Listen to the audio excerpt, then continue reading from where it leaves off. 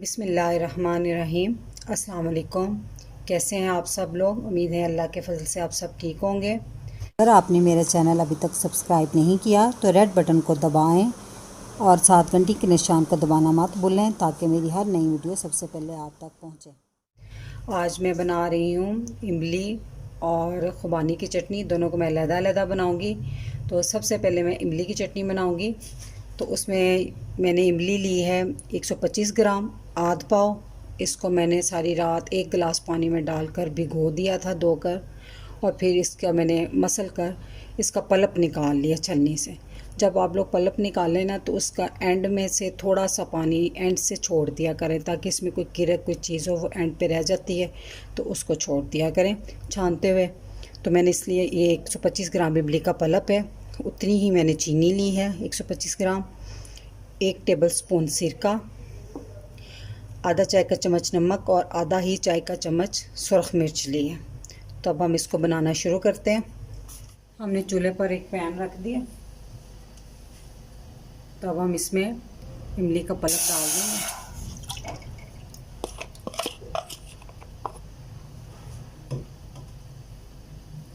साथ ही हम चीनी भी इसमें ऐड कर देंगे।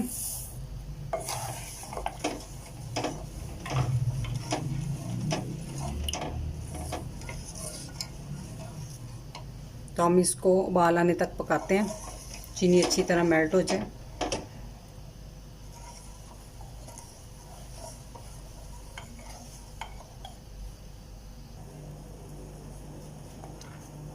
इमली में उबाल आ गया तो हम अब इसमें नमक मिर्च भी ऐड कर देंगे।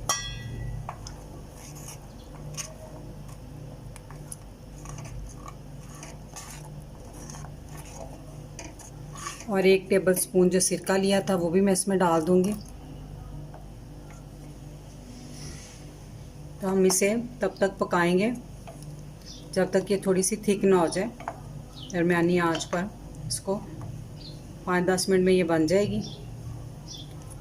तो सिरका हम इसमें इसलिए डालते हैं कि इसको फ्रिज में रखकर 6 से 7 माह तक इस्तेमाल कर सकते हैं। तो हमारी इमली की चटनी बनकर तैयार है।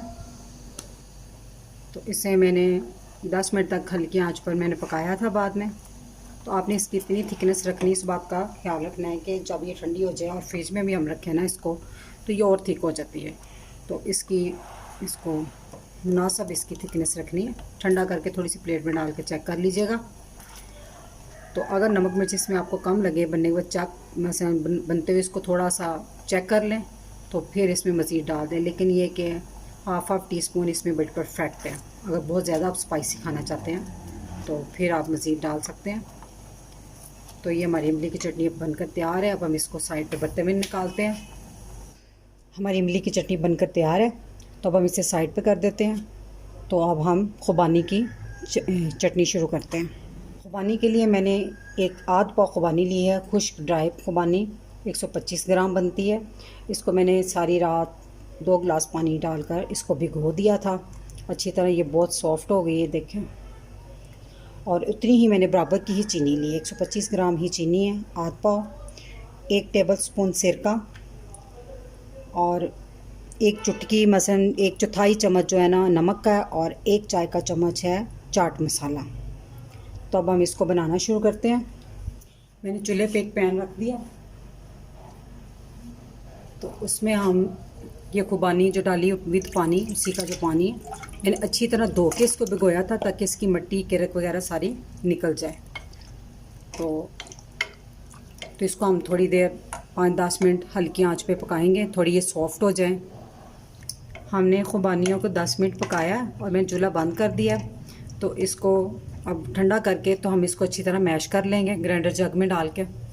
मैंने खुबानियों को मैश कर लिया। तो अब ग्राइंडर जग में डाल के तो मैं उसी को वापस उसी पतीली में डाल रही हूँ।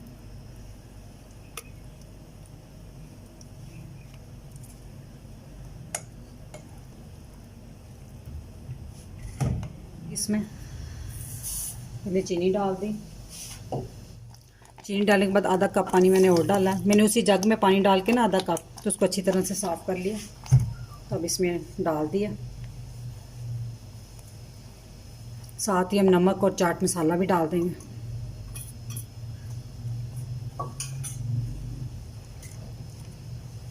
आंच मैंने तेज़ रखी हुई है। इसको अच्छी तरह चम्मच हिलाते इसको साथ साथ मिक्स करते रहना ताकि चीनी नीचे लगे ना। चटनी हमारी उबलना शुरू हो गई है। इसको अब हम आंच हल्की करके इसको 10 मिनट तक बस हल्की आंच पे पकाएंगे। साथ ही अब हम इसमें विनेगर भी डाल दिया। चटनी हमारी बनकर तैयार है। 10 मिनट मैंने इसको पकाया था हल्की आंच पे। तो आपने बस इस हिसाब से थिकनेस का रखना है कि ये ठंडी होकर और ज़्यादा थिक हो जाती है।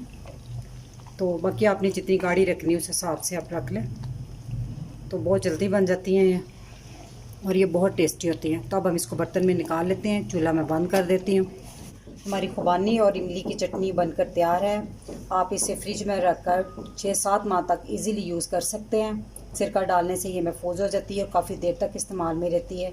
बस इस बात का ख्याल रखें कि इसमें गीला चम्मच मत यूज़ करें। आप इससे पकौड़ों, समोसों, दही बल्ले और फ्रूट चाट के साथ रमज़ान में आप इसे इस्तेमाल कर सकती हैं। अगर मेरी वीडियो पसंद आई हो तो इसे लाइक करें और नए व्यूवर्स जो हैं वो मेरे चैनल को सब्सक्राइब करें। और मुझे अब इजाज़त दें। इस दुआ के साथ मैं इजाज़त चाहती हूँ। अल्लाह ताला आप सबको खुश रखे और मुझे अपनी दुआ में याद रखिएगा। अल्लाह हाफिज़।